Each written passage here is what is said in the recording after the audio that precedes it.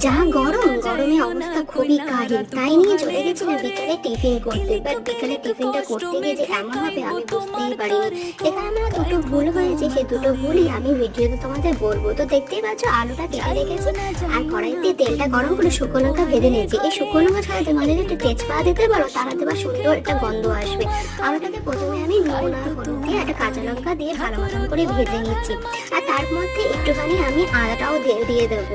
আর চিড়াটা যেহেতু পাতলা ছিল তাই জন্য ধুতে গিয়ে একদম বেশ দলা দলা হয়ে গেছে। যদি তোমরা করো চিড়ে আলু ভাজা, তাহলে তোমরা একটু মোটা চিড়াটা ইউজ করবে, তাহলে দেখবে খুব সুন্দর খেতে লাগে, আর চায়ের সাথে তো এটা দারুণ লাগে। কিন্তু যাই হোক, যেহেতু একটু পাতলা চিড়া ছিল আমি বুঝতে পারিনি, তার জন্য এরকম হয়ে গেছে। করতে গেছিলাম যে আলু দিয়ে চিড়া দিয়ে একটা ভাজা যেটা স্ন্যাক্সে একটা হেলদি খাওয়ারও, আর বিকালে টিফিনে বেশ ভালো পেটও ভরে। সুতরাং হয়ে গেছে অন্যরকম। যাই হোক, সবাই সোনার মুখো খেয়ে যেহেতু কষ্ট করে তৈরি করেছিলাম।